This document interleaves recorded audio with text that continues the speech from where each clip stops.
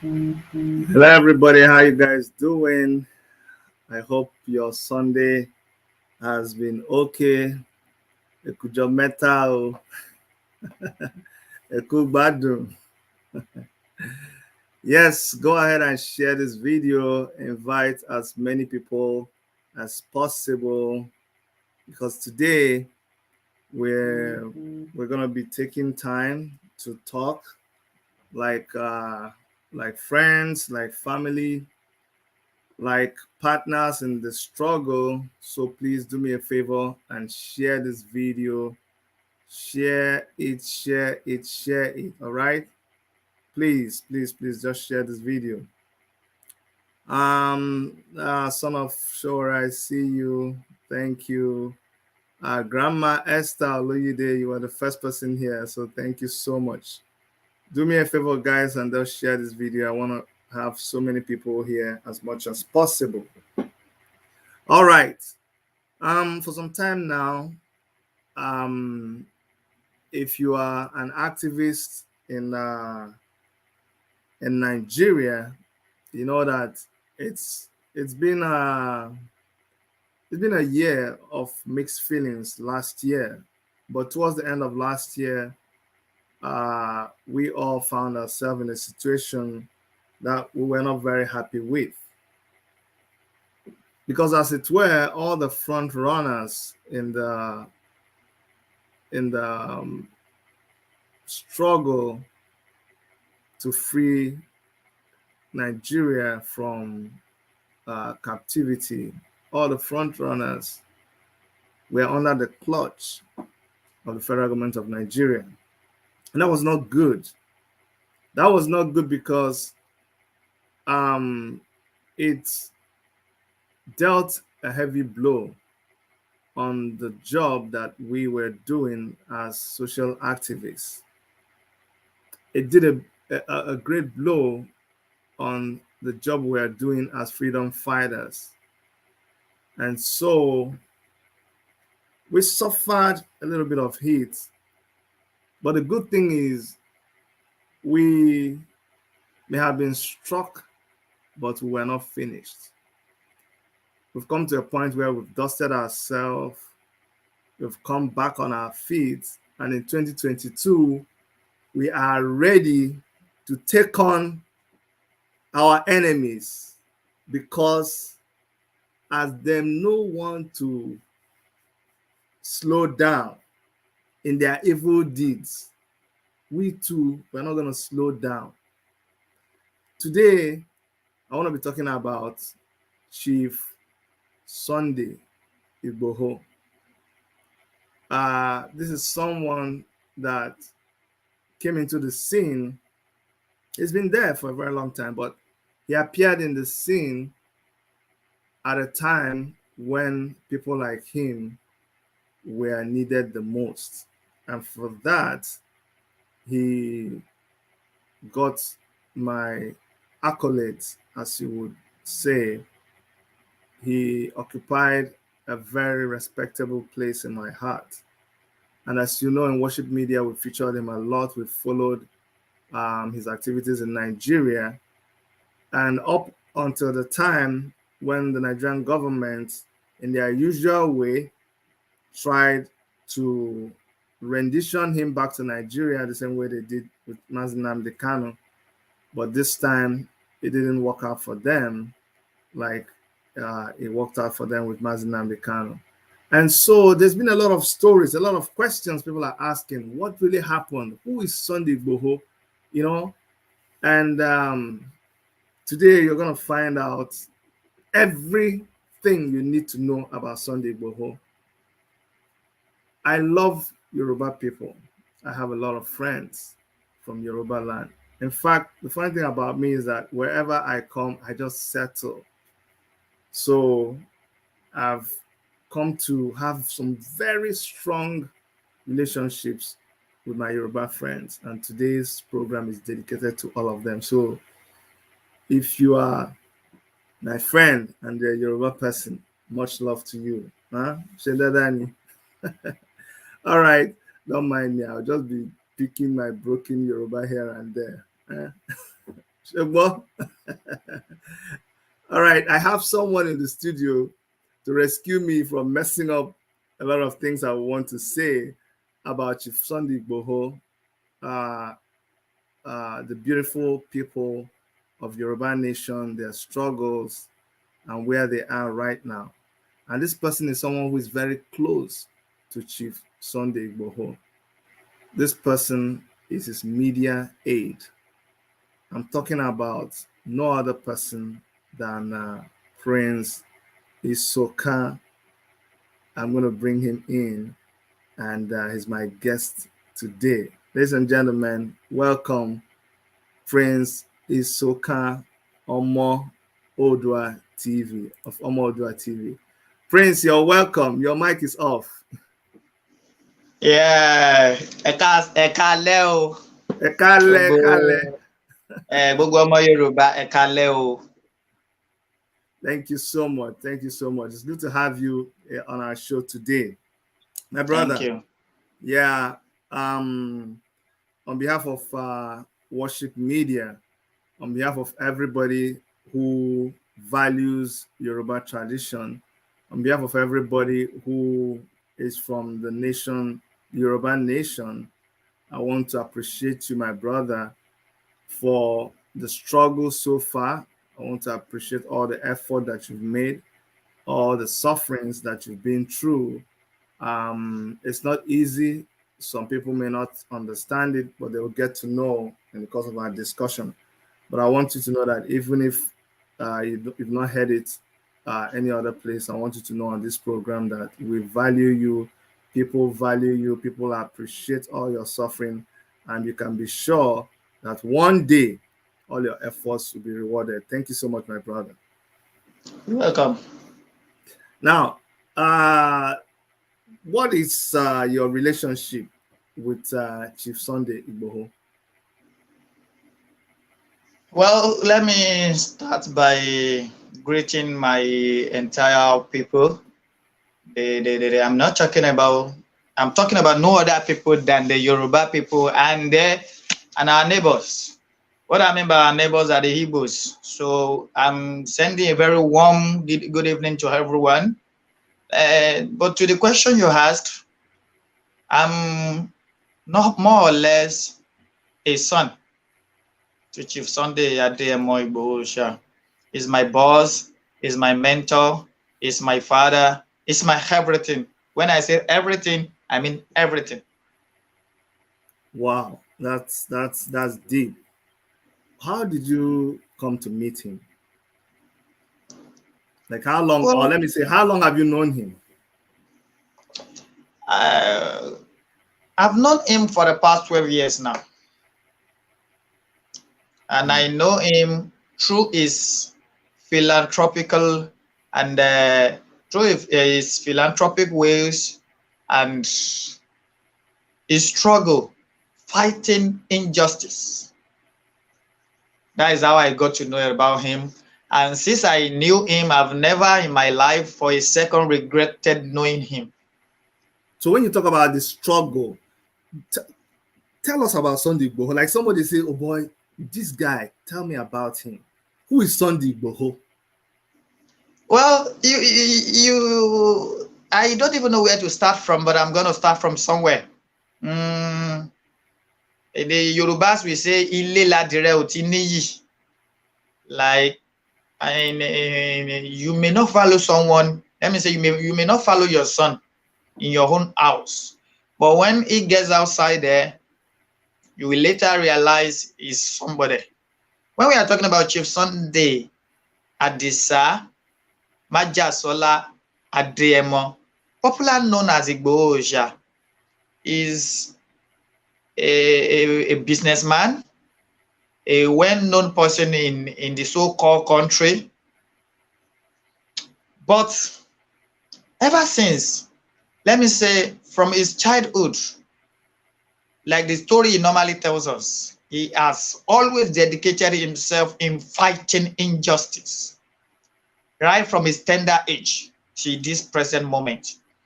If you look at what happened, between the Ile Ife and Modakeke, you will get to know Chief Sunday Igboho better.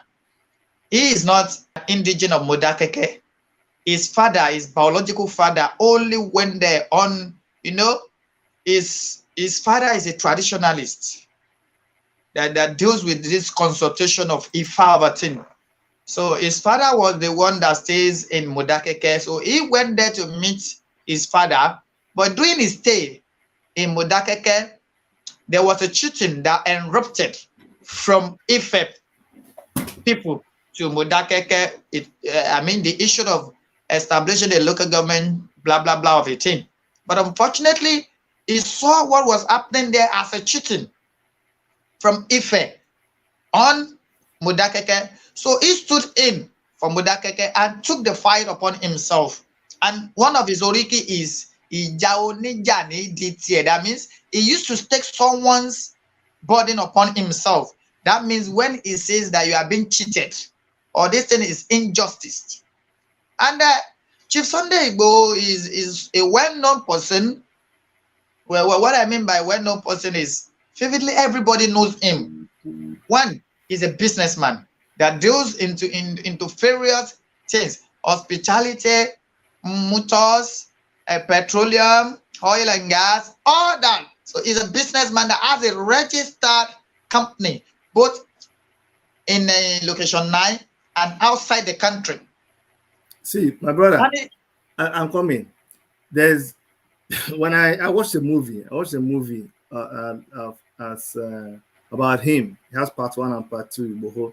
And 3. All up to part 3. Okay, I think I've not watched part 3. I watched part 1 and part 2 because I wanted to know about him. And there is this persona, about Chief Igboho. He's just like one of the legends. The way he's like, he's entered the history book like a legend. Somebody who has been close to him. Tell us some of the stories that he has told you, that when he's telling you, like, you just feel chills on your body. It's like you're listening to a fairy tale. You know what I'm saying? It's like the story of the lion and the hunter. I'm sure he must have told you those stories. Tell us one of them. Well, when we are talking about him telling us story, he has a lot of stories to tell us. Like what is happening to him now is another story. What happened in July 1st is another story. What happened during Modakeke regime is another story. That's what I want to hear that Modakeke own. Let's start from there. During that time of Modakeke, I may not be in a better position to explain or even to tell the story in a way people are going to enjoy it, because I was not there. But he normally tells us what happened there when he was fighting the war front. He was a very, if you search now, the first warrior of Modakeke, it will bring out his name, Sunday Adeyemo, popularly known as Sunday Igboho. If anybody tells you he fought in that battle more than him, is a blatant lie, which everybody can confirm that.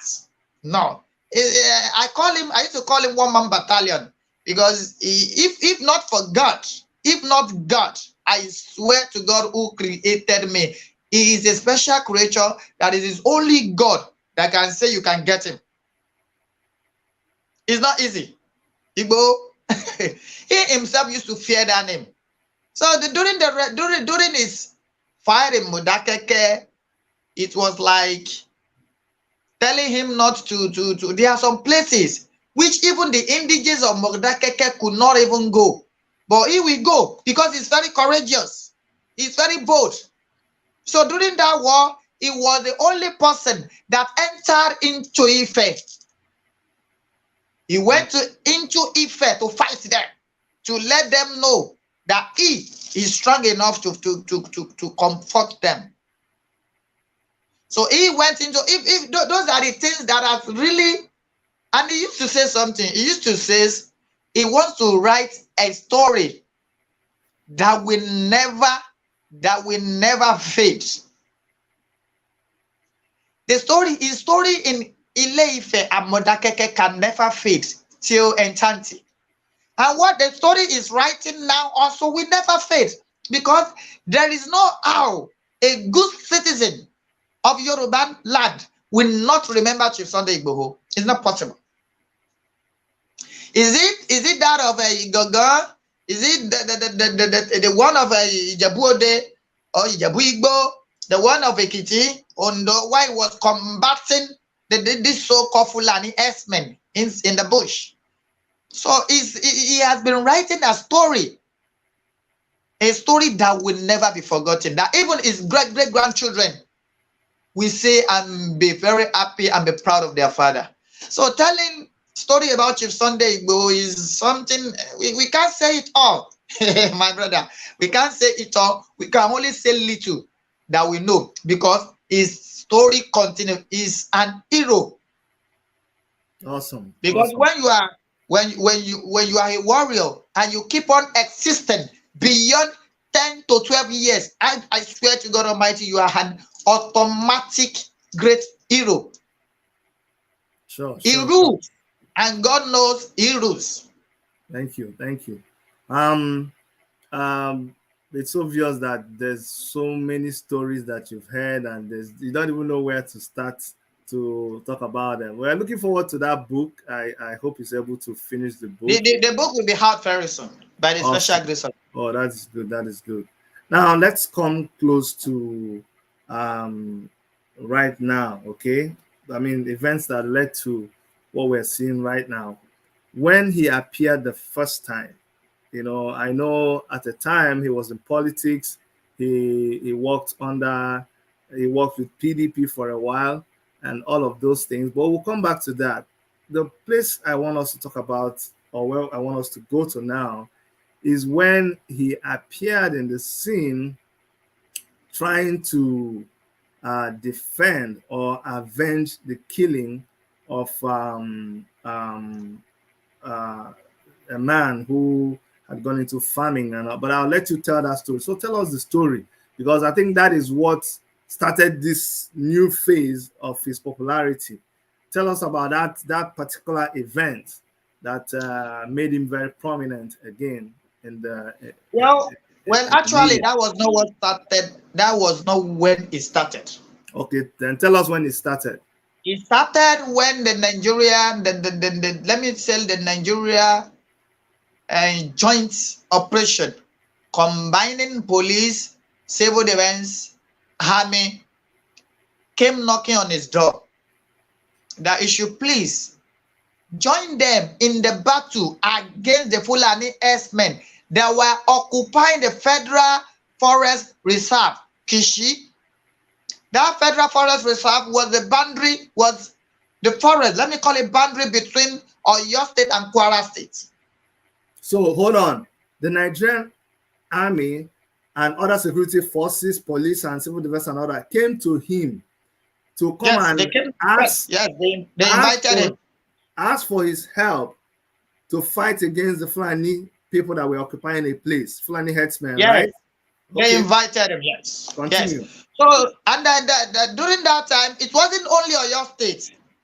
We went there with both Kwara State Joint Security and Oyo State. I can remember vividly well, we got into that bush around 2:30 a.m. The video is viral. Everybody can see the video. And he was able to combat them. In the video, that night, we have with us army, vigilante, police, civil defense. In that bush, that was when the journey started. Now, when we are talking about Dr. Aborode, Dr. Aborode is like a brother. When we are saying Igboho and Igangan is not that far from each other. And Igangan is the second home of Chief Sunday Igboho. What I mean by second home is he normally goes down there to rest or do something to meet us people. Even that Dr. Aborode is having the same tribal mark with him, which tells us he is his family. Dr. Aborode was in Germany for good 15 years. He was there. He became a PhD holder. That is doctor. His doctor is not honorary. It was academical. So after leaving his father's land for a while, he came back with money and decided to invest, to employ the unemployed. He established a large acres of farmland. And you see what really pains Chief in this issue is Dr. Aborode, whenever he's harvesting his maize and other things, he used to call on this Fulani that are rearing their cows. He will give them the waste product of his maize. You know, these cows, they love waste maize. They love maize. So he will give it to them so that they will be able to feed their cows with it. But unfortunately, they didn't even look at that side when this motherfucking issue took place.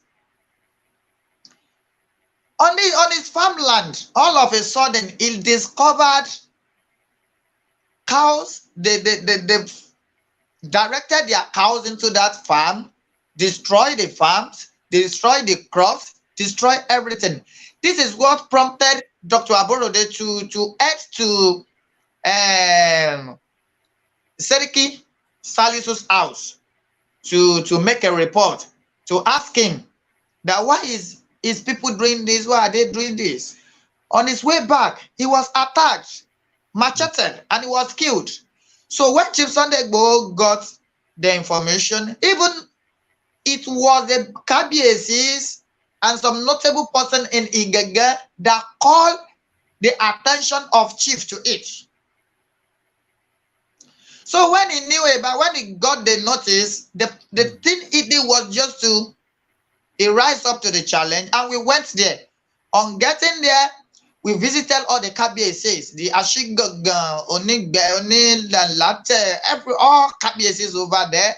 On getting there, all of them made claims to the Fulani on the atrocities they have been committing. The KBAC of Ashigaga, his son was kidnapped.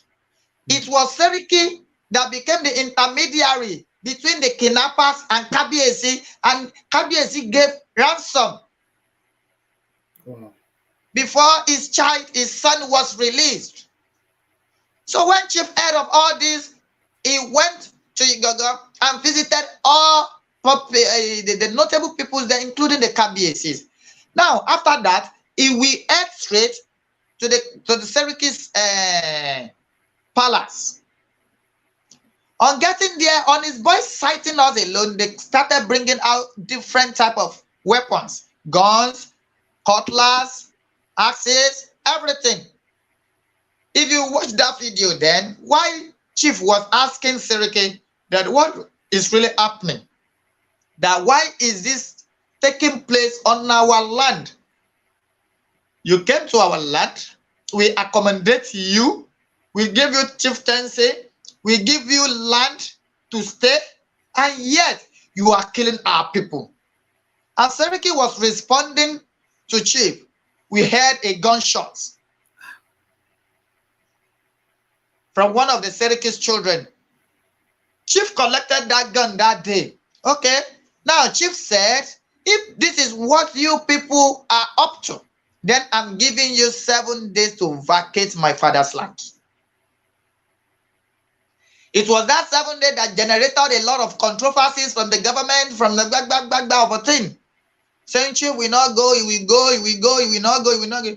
And Chief is a kind of person, if he tells you, I'm coming to meet you tomorrow, I can bet it with you, he will come.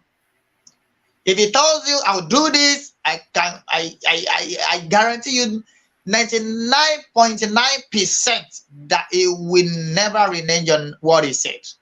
He will go. So we went there on that 7th day.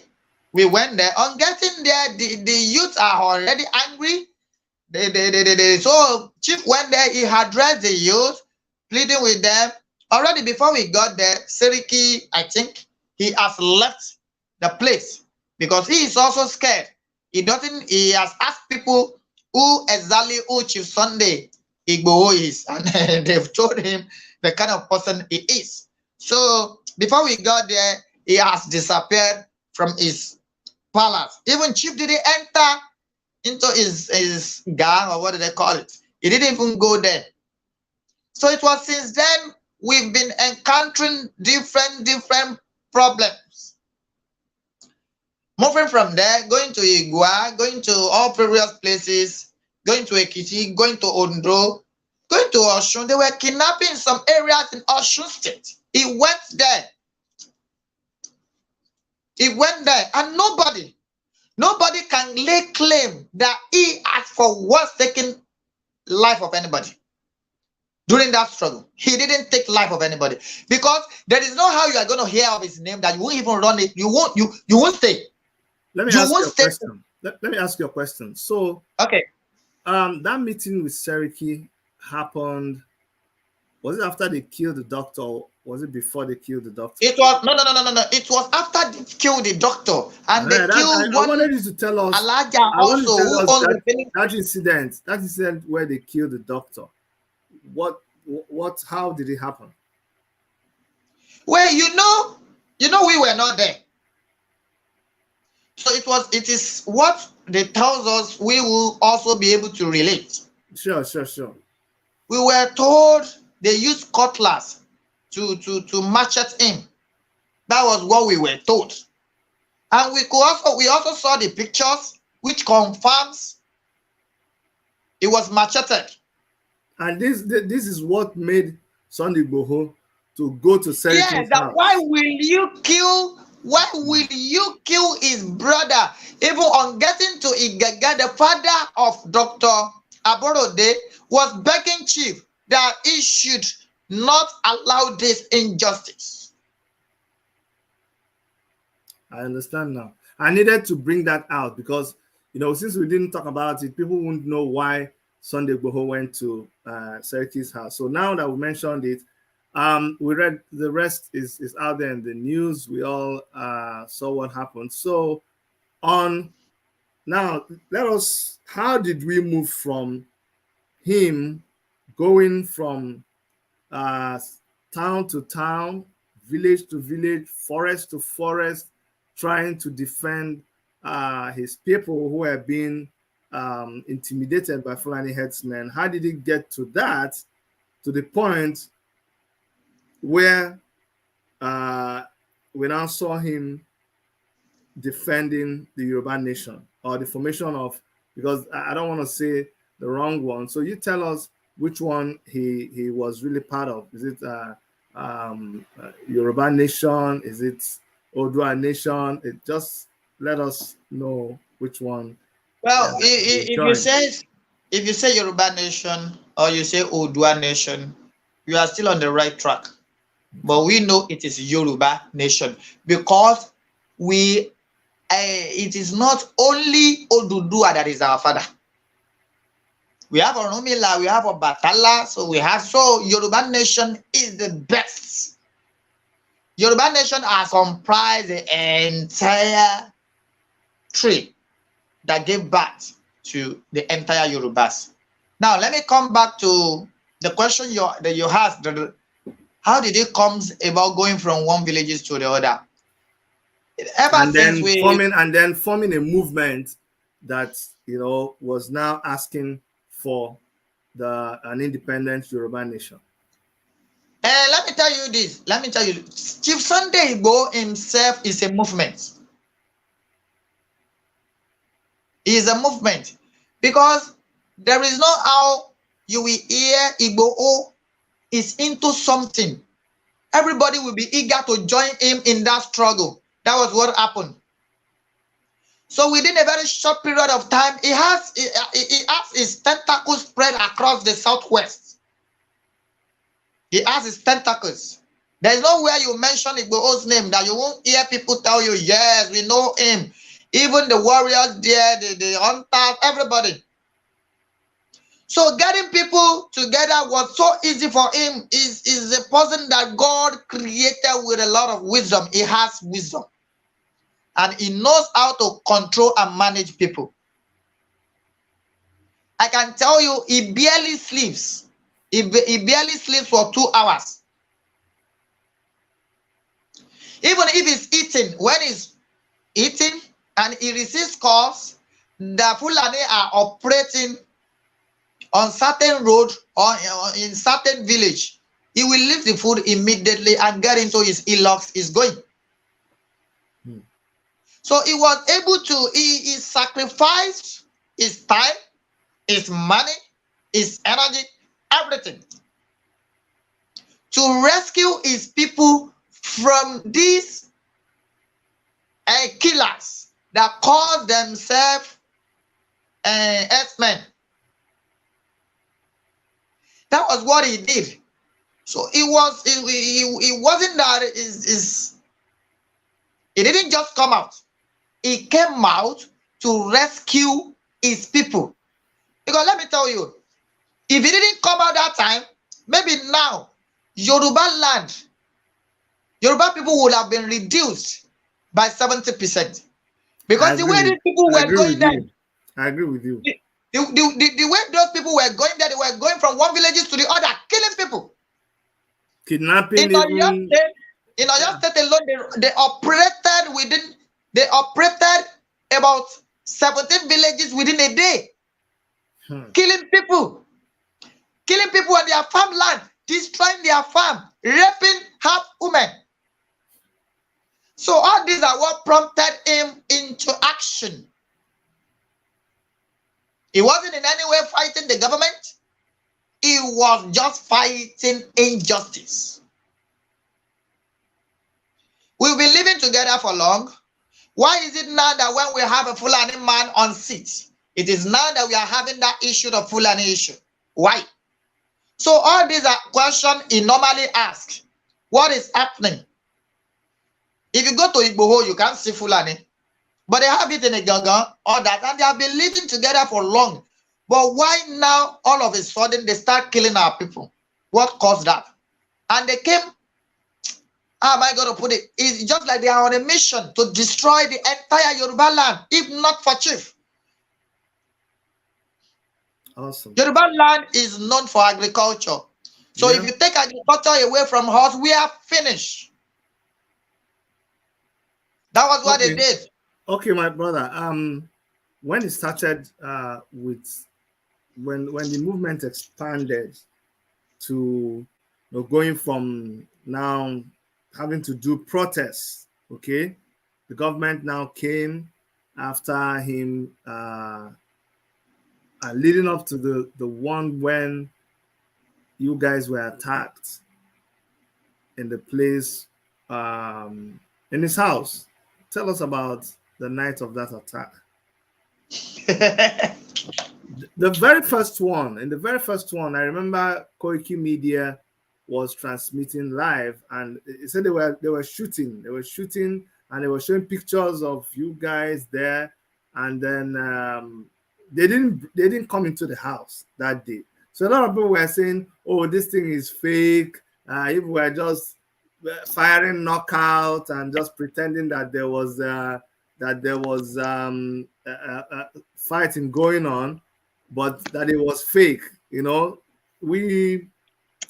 some of us we transmitted the video, we rebroadcasted it, but by the time it happened the second time, that's when people now knew that, look, this thing is not a child's play. So tell us about the first encounter that you guys had with the government security forces that came to Sunday Igboho's house, and if you were there that night. Well, it's not that if I am there. I'm 101% there. And I know everything that transpired on that night. So tell us. It was a bad day, therefore drink water. Yoruba will say, Ojo buruku, eshugbomimo. A bad day, devil drink water. If we've given devil that water, maybe it would have even gotten to that level. July 4th will be a day I will forever remember in my life. It's already in my diary, and it will be celebrated every year. Reason: it was a day I've made a conclusion that my life was coming to an end. There are some things you watch in a movie. that we normally believe it is film trick, you know, it can't happen. Not until it happens on July 1st. Firstly, let me give kudos to the person I respected most. That is Chief Sunday Igboho.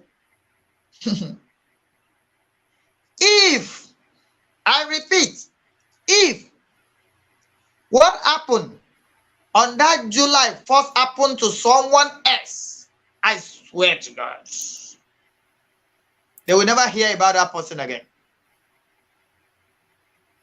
For him to even be at home, for them to try everything possible to get him, for them to see him, and they were unable to arrest him alone, I swear to God, that proves him as a warrior, great icon. It happens at exactly 25 minutes to 2. That is one. Is it? Yes. 1:35 a.m. That was when all this scenario started. To the glory of God, we are alive today. May the lives of those that were involved, those that lost their lives, may their departed souls rest in perfect peace. Though they are not yet buried, but I know their soul will still be wandering around. But may their souls rest in perfect peace. Amen. Amen. Amen. Amen. The kind of ammunitions. When you say, okay, the government hasn't released their bodies. Yes, their body is still with the government. Okay, go ahead. The kind of weapons, the kind of military personnel, the kind of DSS that came into his house that night, if that has been the way they've been going into Sabisa Forest, all these are forests to tackle the terrorists, there won't be any terrorists again in their country. But it was so unfortunate coming to a house of a single person with about 4 battalions. A battalion is 63, if I'm not mistaken. Now coming into his house with about 4 battalions, about 20-something DSX, that we were able to count nothing less than 70-something vehicles.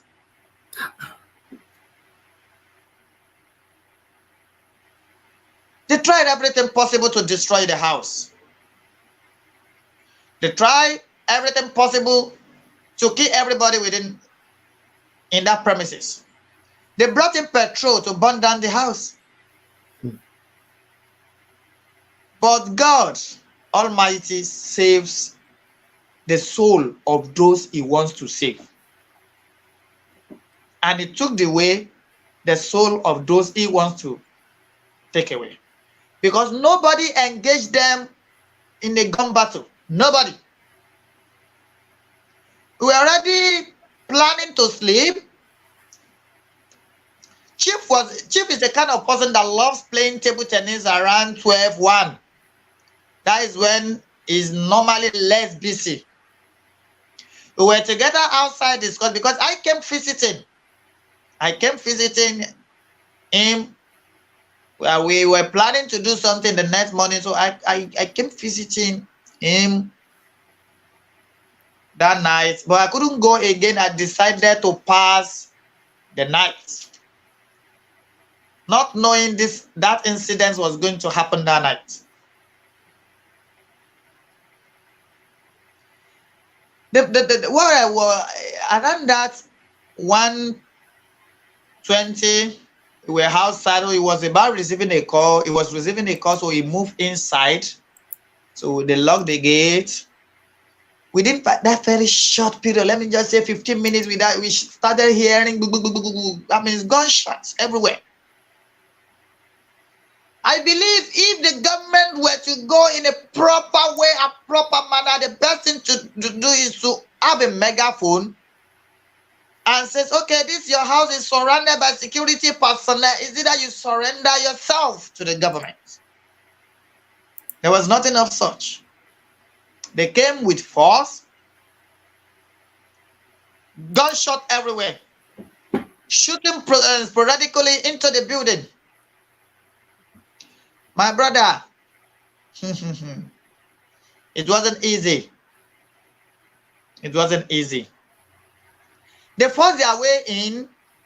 It was when they forced their way in, we later discovered they are DSS and Army.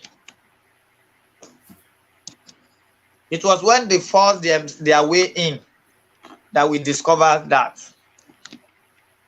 Because when I started hearing the gunshot, I was like, was there a robbery around? Not knowing it was the government. But we thank God, they saw Chief one-on-one, and he saw them also. So they claim they are laying that he jumped fence, he did that, he did this. Well, I don't know. They are in the best position to explain. Because someone you saw him, and you are laying claim that he jumped fence. Why don't you arrest him before he jumped fence? With the kind of heavy security on that night, what do we call that? They saw him one-on-one, but God passed them. So let me understand. When they came, Chief Igboho was there too, and they saw 100% him. inside. They saw him. He came outside, because there is no way you will come to a house of a warrior. He will be hearing gunshots. He won't want to look outside to see what was going wrong. Did he exchange anything with them? Like, did they talk? Did they say anything? Okay, let me go this way. Is it possible for him to exchange with them and they won't lose life? Okay. You know, No. I don't mean exchange fire. I mean, did they say you're under arrest, or hey, you people stop there, or that kind of a thing? They didn't say you are under arrest. Yes, they didn't say you're under arrest. No. When he started hearing gunshot, he came and said, "Who is that? Who is that?" So upon hearing that, who is that? It started of a thing. Okay. Go ahead. So, you know, as a peace-loving person, if nobody engaged them, nobody was holding a pin, not to talk of holding knife. To do what? They came to his executive house. And so they kept shouting, "Where's Sunday Igboho? Are you guys were inside there, or they had to come and drag you guys out of the room, or they were dragging us out from the room one by one, breaking the door, breaking everything breakable, destroying everything. That must have been a very crazy experience for you, I can imagine. I'm still suffering from the trauma. I can't lie. Because if not that, God still wants some of us, God still wants us to do something in life, we should be dead. Hearing the gunshot alone, I swear, my brother, it's enough to take one's life. And so the people that were killed, they went into the room and killed them too, because we saw dragging on the floor of some of this blood. There was one afar. He bought a new car and he is also from Igboho. So he bought a new car to rejoice with his brother. So he was praying in the waiting room of Chief. When they came, they killed him while praying. The second person was a special guest. They shot him in the room. Nobody engaged them. Nobody. Wow. And From so there, they took all of us. They started destroying the vehicles, they destroyed the cars, they broke the glass, shoot some, kill cats, kill this, kill that. Believe it, Chief Sunday Igboho turned to cats. That was their belief. That Chief Sunday Igboho turned to cats. So when they started, they killed the cats and took some away. Destroy all the vehicles. There was a cow outside. There was a what? Cow. That were planning to kill the following morning. They beat that cow to the extent that when we came back from detention, we were told this cow cried for good 3 weeks. To tell you how wicked some people could be.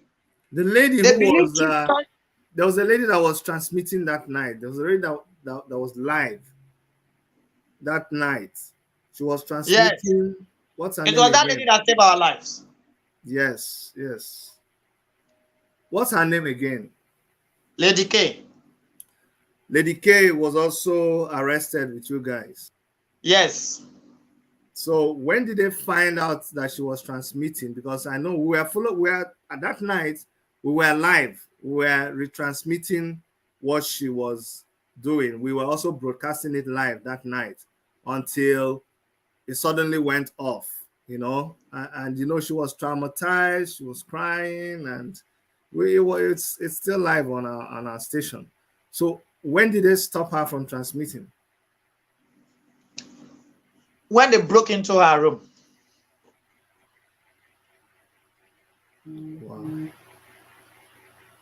Wow. It was that transmission that saved the lives of about 22 of us in that house. How did it save your life? Their mission, I believe, was to kill everybody and get the house burned down. And then the next morning, what we hear is unknown gunmen attacked Chief Sunday Igboho's house.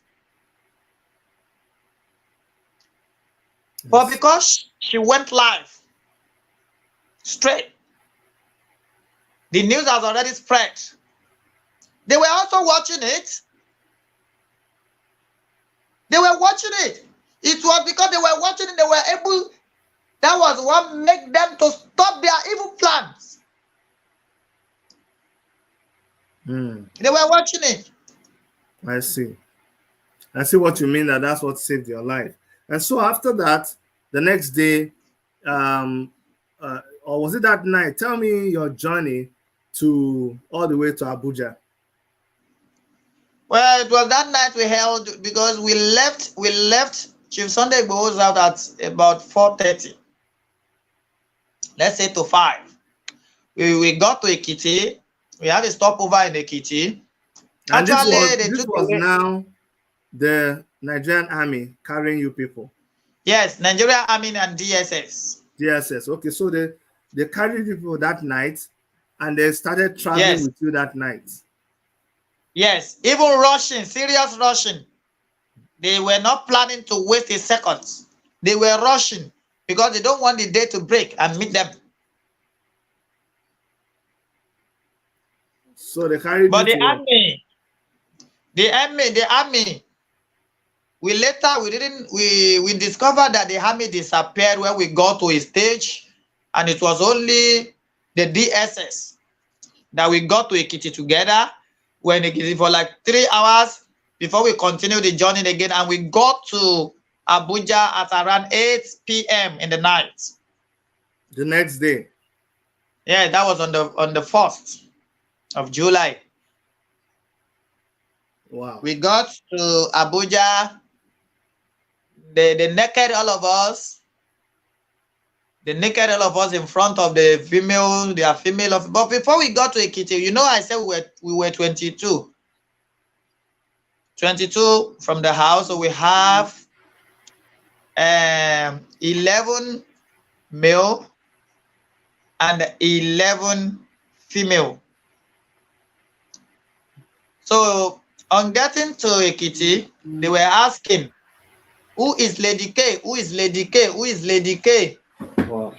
So they free the remaining 10 ladies, 10 women, and it was remaining only Lady K with us. No, they freed 9 ladies, sorry. Because guys, men were 12, female were 10. So they freed the remaining 9 and took Lady K along with us to their headquarters in Ekiti. So that was their punishment to Lady K for exposing what they were doing. Probably, yes. Okay, continue. So on getting to Abuja that night, we already, when we got there, they naked all of us, blah, blah, blah of a thing. We were on handcuff. So by that time, we didn't know they were already preparing to parade us. They paraded us and they kept us in an underground cell.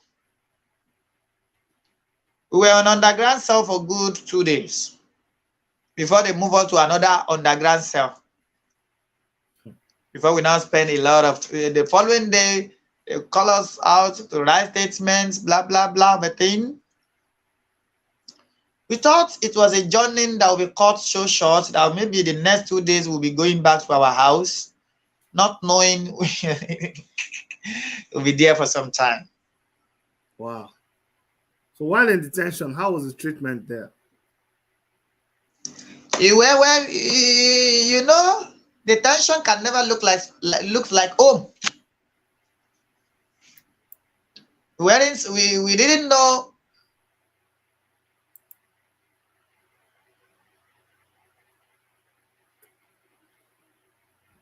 Okay, he's frozen. I'm hoping we'll be able to Are get you there? him back. Yes, I'm here. Okay, you're back. Yeah, in detention, we don't know when time breaks. We don't know when we are in the night. We don't know when we are in the morning. There's no window. Can I call it window? Maybe very, very tiny window, high window. Very, very tiny, very high.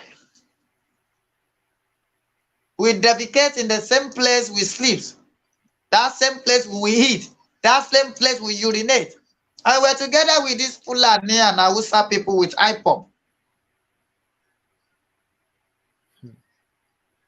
So the experience there was nothing than suffering. We don't have it was in Abuja I discovered that cowbell 10 naira is still existing. They will give us cowbell with those almonjiri cup. The money. They will give us rice without salt, without Maggi. But what can we do? What are we going to do? Nothing. If you bath with their water, you won't be able to sleep again. You will be having body itching all throughout the day. Why? What are we going to do? Prayer. What? The water is full of chemical. What were we going to do? We pray all night. No time to sleep. Let me tell you, you see why people will be wondering why I am going about this interview this way. What I really want to bring out is because you experienced this thing. This one is not something we read on in the papers. It's not something we saw on the TV. It's not something that some social media blogger was reblogging, you know. But this is you, that you were there, you experienced it.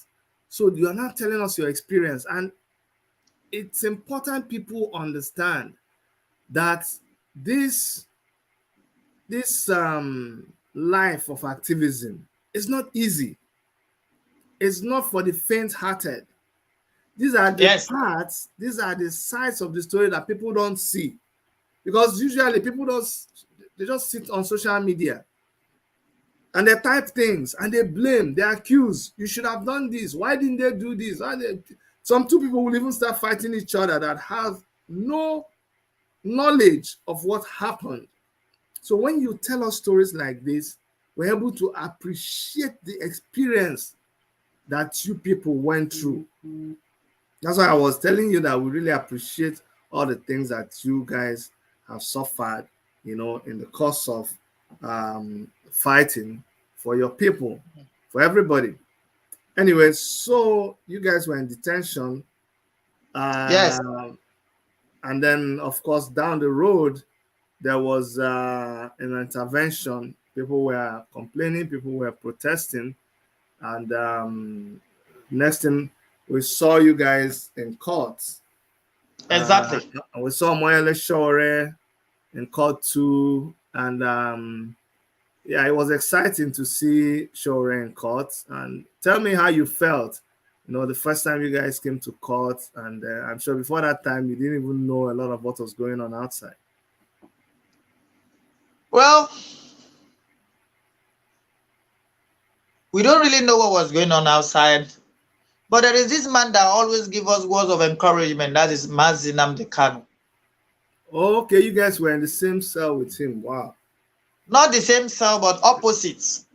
Wow. So he normally speaks when he's going out. He will tell us, be courageous, be bold, nothing will happen. And I can remember his statement very well. Injustice for one is injustice for all. That is what he normally tells us. Now, there was a time they also brought in a Revolution Now members. Revolution Now, yeah, guys who were doing Buhari Must Go. Yes, so it was there. We used to interact. It will be you will bring out your mouth like this from the iron and be communicating to each other. So it was the way I used to speak. So some of them now discuss about me to Omiyale Ademola. So when we met, the first day we supposed to appear in court, they didn't take me along to court. It was my name that they used in booking the case. It is my name and my name, 11 others versus Director General DSS. When they didn't take me, but the second time I was happy, happy because I see that our people were not relenting. They didn't forget us there. And I used to tell people, like my boss will say, if Sunday Igboho, he wants to write a story that will never fade. I also used to say that I want to write a story that will never fade. I believe I've written one. Can I tell you something here? You see, just this moment, I wish that a lot of people will understand. My annoyance and my frustration is that the people who are facing persecution, the people who are being victimized and marginalized and being intimidated and oppressed, they are not intelligent enough to understand what is going on. Here you are telling us that within the same environment, at a certain point in time, you had members of the Yoruba nation in detention. Right at the same time, you had members of Take It Back movement and Revolution Now in the same vicinity. And at the same time, you had IPOB and Mazi Nnamdi Kanu. What does that tell you? These are the people who are a terror to the government. And right inside there, were you guys fighting each other? No. Mazi Nnamdi Kanu was telling you to be courageous, keep fighting, nothing will happen. The people in Revolution Now and Take It Back movement took your name, and when they released them, they went to Omiyale Ademola and said, these are what is going on inside. And Omiyale Ademola did not relent. He continued to push, and he came to court. What is my frustration is when we are here and people just keep talking rubbish. You hear people say, oh, Shore is this, Shore is this. The other people are in one corner saying, oh, Igboho is this, Igboho is this. The other, and then I go, oh, Mazi Nnamdi Kanu is this. The same people If only we realize that we are the people that the government is afraid of. What really happened is this. What I'm seeing in that aspect is our mentality. Let me say, most especially the youth, they are having low thinking faculty, and poverty is really affecting a lot of people. Because the question we should ask ourselves is, why is Igboho shouting? Why is Nnamdi Kanu shouting? Why is Omiyale Ademola shouting on the same perimeter? They are shouting Something over is the wrong. same thing. Because What something is wrong? is wrong. Something is wrong. Like, And yet you will allow these people to blind you. That's why I had my guest yesterday was Carlos Nnamdi Kanu's brother, and my own people, the Igbo people. All the argument and fight is this person did this. Look at what is happening in IPOB. All of that, I do not hear people saying, no, this is my plan of releasing Nnamdi Kanu. No, your own plan of releasing Nnamdi Kanu. No, it's what we are going to. The argument is not how to bring him out. The argument is not how to fight the government. The argument is about who said what and who, like gossiping like women. When the main problem is there, the people that are causing the problem are out there throwing party with each other, buying jets. Anyway, continue, my brother. So you guys came to court. we came to court. We were granted bail. We were happy that we were granted bail, not knowing we are going to spend extra 1 month. The bail condition, we were innocent, but the bail condition was so high. Example, I'm not an indigene of Abuja and asking me to look for a shorty within Abuja.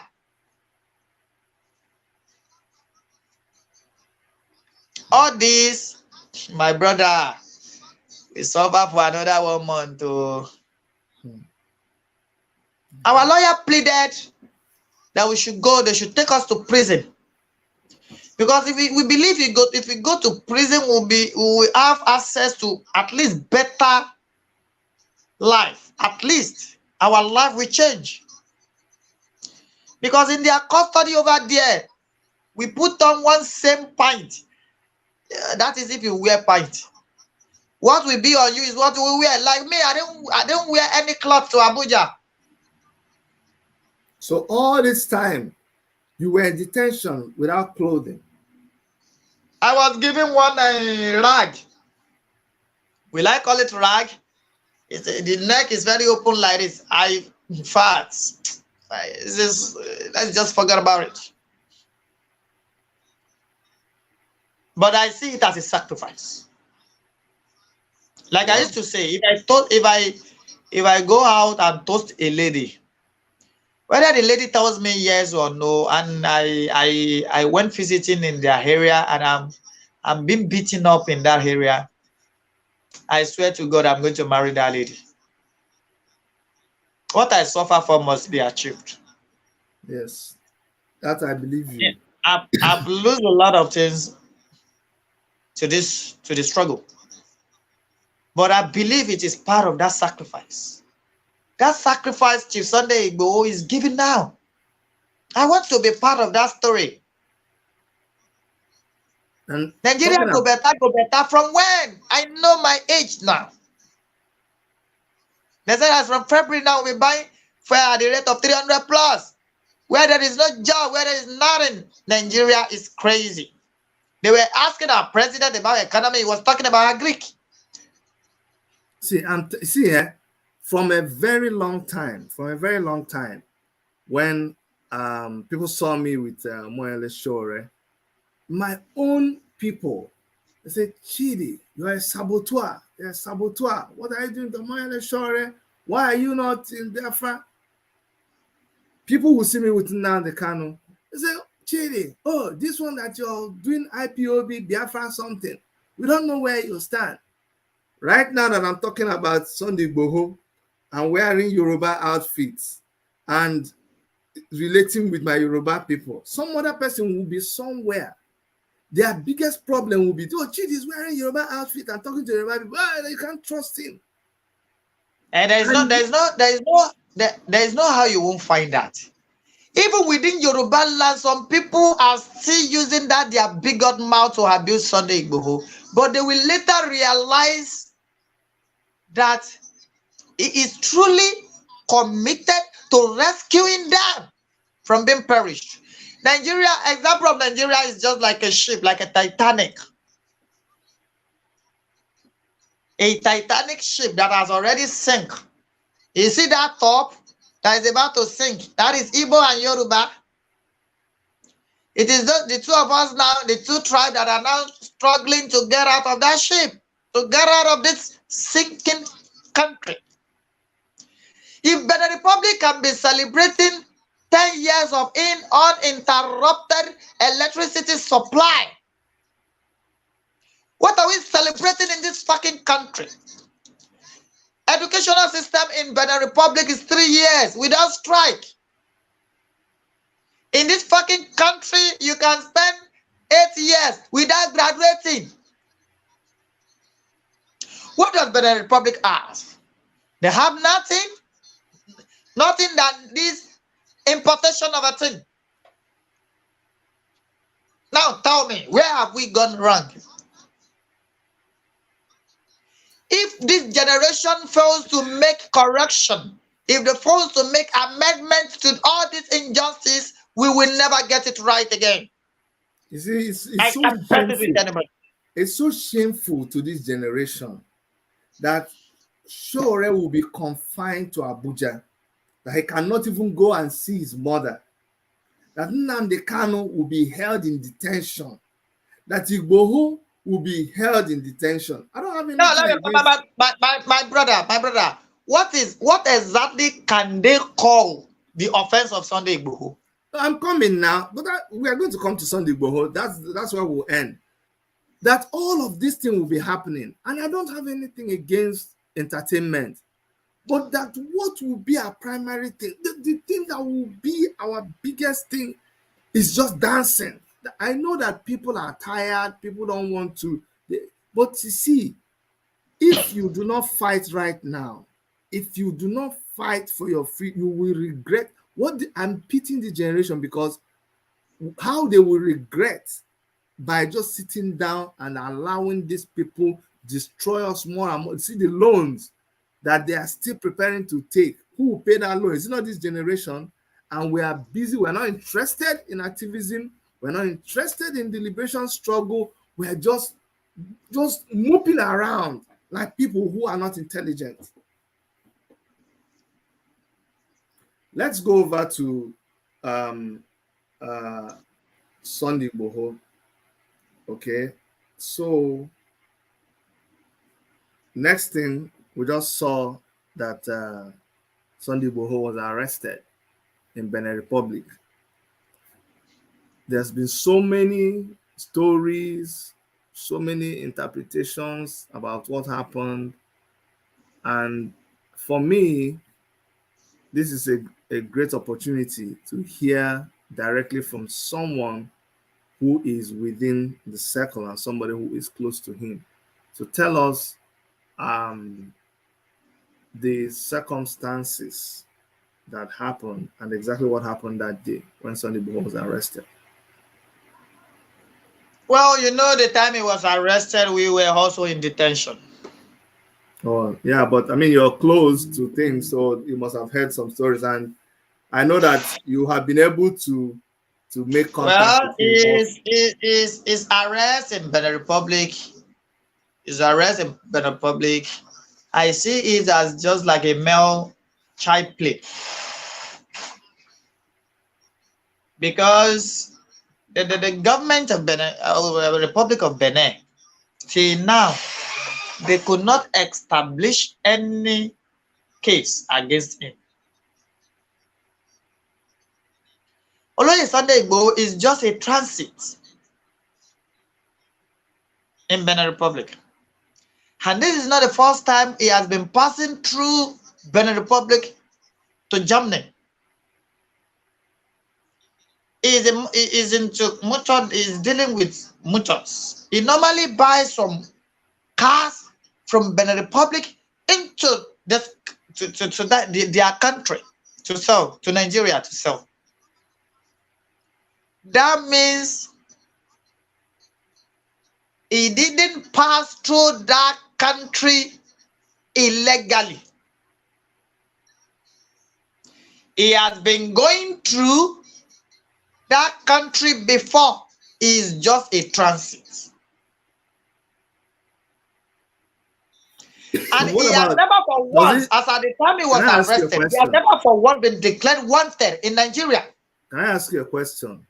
Yeah. What do you need to enter? Do you need visa to enter Benin Republic? No, we don't need visa. Just go. Yes. Okay.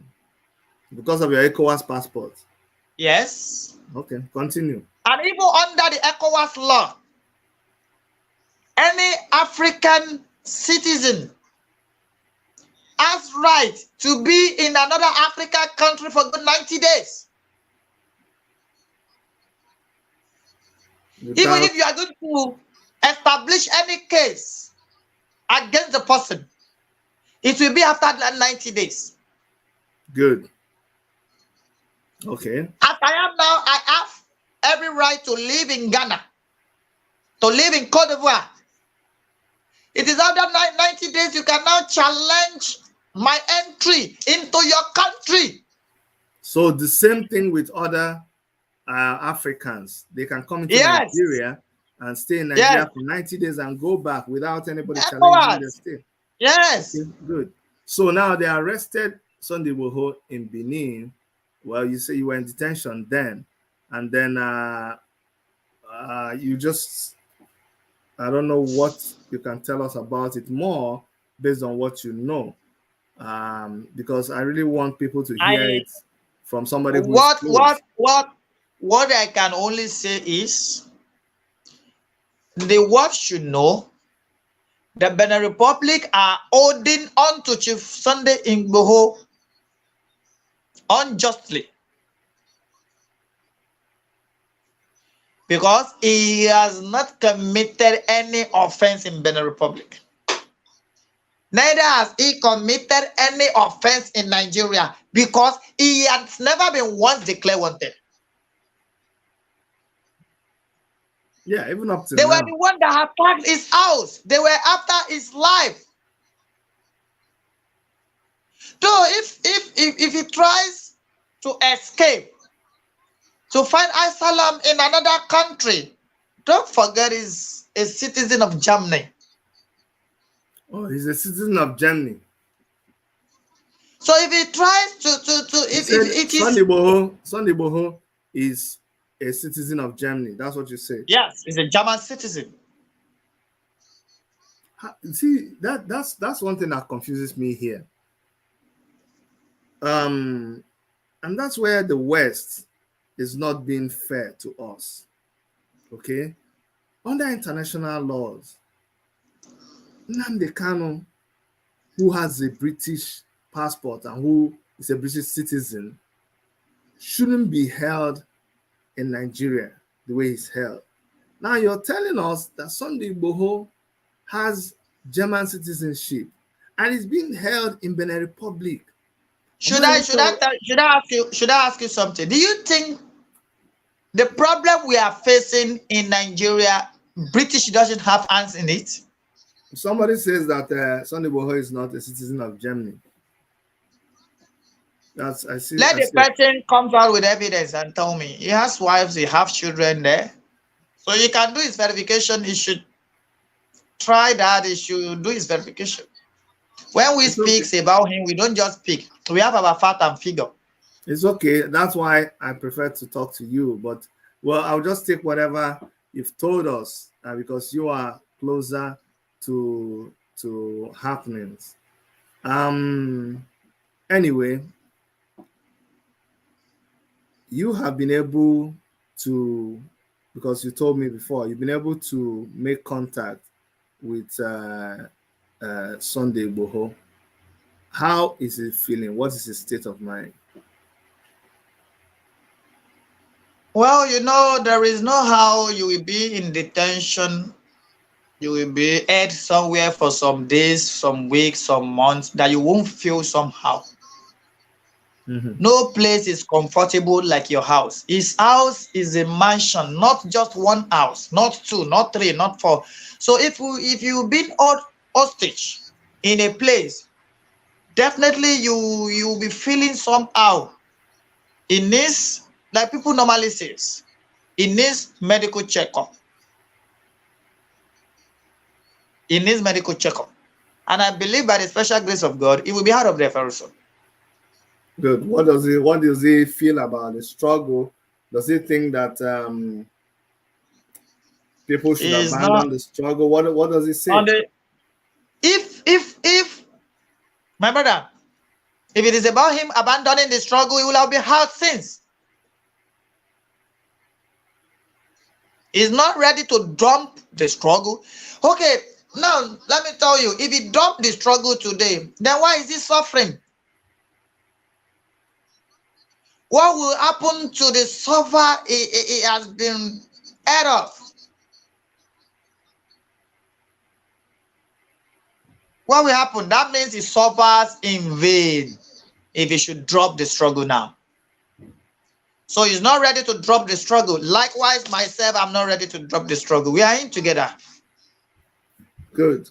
So moving forward, what are the plans on the ground to continue with what's the update on his case? Last time we heard that and such things demoralize people. We heard the lawyer that is handling his case has resigned from taking the case, and people were like, oh my goodness, this guy is finished. Can you give us an update on that? What really is going on about the lawyer leaving his case?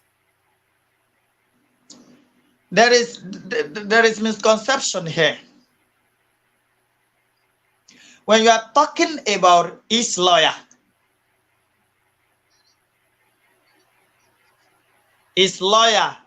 you are talking about Barrister Omiyale Ademola, right? Yeah. Yes, Barrister Omiyale Ademola is one of the legal team. He was the one that handles our own case. The 12 that were arrested unjustly. Sure. But when you are talking about Chief Sunday Igboho's lawyer, you will be talking about Falola. You will be talking about Chief Omiyale SAN. But Barrister Pelumi also is part of the team. So people only heard of the resign. They didn't hear of what follows after. He didn't resign. He's still 100% because he's still there is still a case the DSS instituted against two people. That is Lady K and Ladele. So he's still in charge. In his resignation, in his resignation note, people only read the headline. They didn't read what it said. So clarify what just he said. He didn't resign. Okay, clarify what he said. I know he was talking about to clearly define that he wasn't fighting the Nigerian government, but help us understand. What did he say? Who is that? The lawyer. So try to explain to us because all people heard is that he resigned. Like you said, they didn't read the body of the he thing. Said he resigns from interfering into issue of speaking for Chief Sunday Igboho. So is he still defending Chief Sunday Igboho? He has not been the one defending Chief Sunday Igboho in court. He has been the one defending the 12 of us in court. Oh, okay. So he was not Sunday Igboho's lawyer. You know, I'm part of Sunday Igboho's son. Okay, so let me And understand. it's So he defending is, us. okay, I understand. He is the lawyer that was assigned to you people's case with the government, Yes. right? Now, Yes. he was not the direct lawyer handling the Sunday Igboho's case with Exactly. government in Benin Yeah, idea. that's where we're going. Okay, so he's just trying to Exactly. say that concerning Chief Sunday Igboho's case, I'm not You're involved, but correct. You're he correct. is You got it still right the now. one that's going to defend Lady K. He's Is still the still the one one defending handling you. the case of the 12 people. Good. See, that's why it's important to bring people like you so that we clarify issues, because a lot of people misunderstand things, and things like this demoralizes people. It depresses them when they see, oh, what's happening? Everybody's abandoning him, and then our enemies will go and say, see now, you see, they are all abandoning all of you people. The struggle is collapsing. So it's good you clarified that point right now.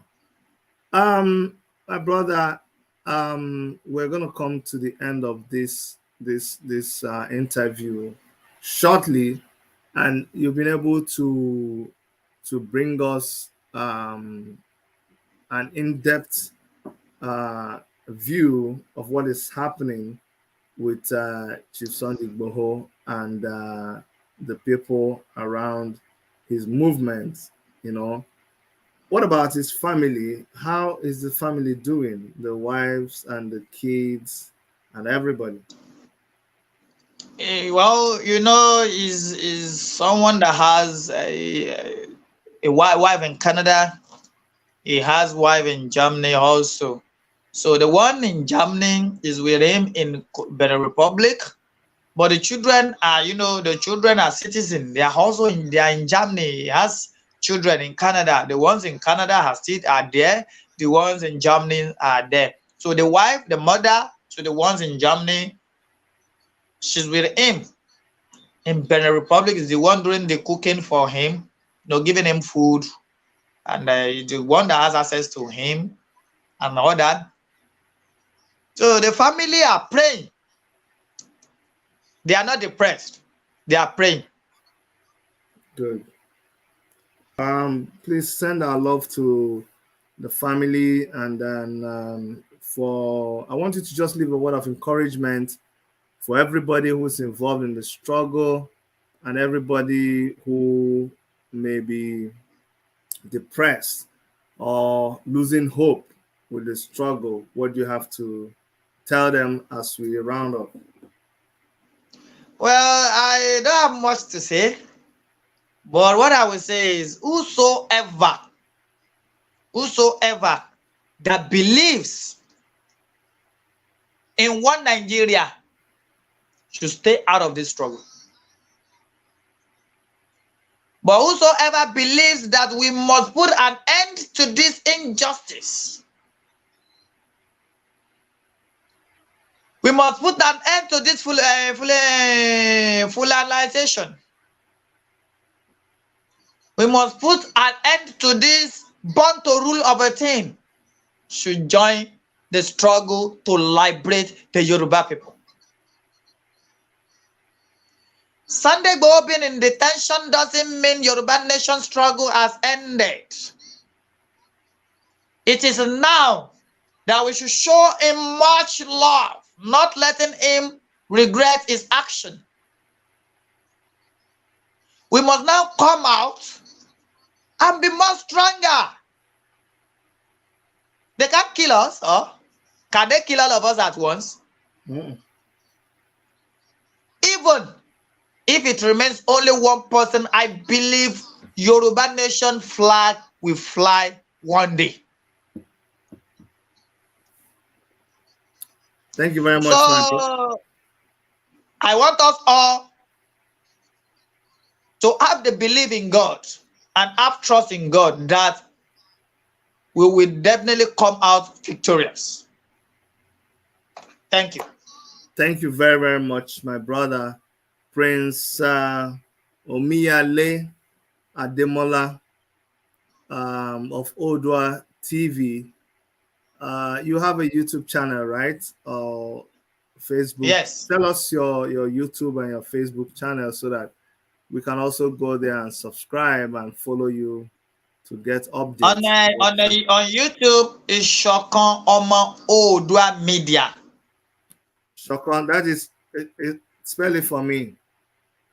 ISO Uh-huh. KAN Mm-hmm. OMO Mm-hmm. OO Mm-hmm. DUA Mm-hmm. Media. Media. Yes. Okay, so I just Then on Facebook is Shokan Omo Odua TV. okay. Same thing on Facebook. All right. So guys, please go there and support our brother. When someone has been through what they have been through, slept in detention for months because of you, slept in the same place where they peed and they pooed. It's horrible to just imagine it. Not to talk of our sister who was also there with them, Lady K. I can just imagine. She was there for good, was it not 5 months or so? See? So when you are just there making noise, I want you to remember people like this that are right in the middle of the struggle and going through so much just to be able to defend our freedom. So, my brother, once again, I want to thank you for coming to this interview and to encourage you to keep doing what you're doing. If Thank you, you sir. get a chance to meet with Chief Igboho, I want you to let him know that we at Worship Media will do the best we can to keep the spirit of the struggle alive. And we keep praying that very soon he'll be able to come out of that place and continue with the fight. Thank And you. one day we'll all have victory. Thank you so much for coming. Thank you so much for coming, my brother. You're welcome. Okay. All right. Bye-bye. Yeah. Okay, guys. So that was the media aid to Chief Sunday Igboho. Please make sure that if you have not subscribed to our channel, Worship Media, that you do so right now before you sign off. Just click on that subscription thing in your either on your phone or whatever device, or even on your TV. Make sure you subscribe, and when you do that, click the bell so that you can get notification from us. Okay. What did someone say? Says, I know Amiyale made a mistake. Okay. I don't understand what he's saying. But thank you so much. Thank you for your support. We have a lot of interviews lined up for you this year. And we promise to always keep you guys updated. We're not going to get involved in gossip. That I can promise you. But we're going to do everything that we can to support the people who are in the front line of the struggle for the emancipation of the suffering people inside that contraption called Nigeria. On behalf of Dr. Erica, on behalf of everybody who is part of our crew, my name is Dr. Chidi. I love you guys, and please take care of yourselves. Bye-bye.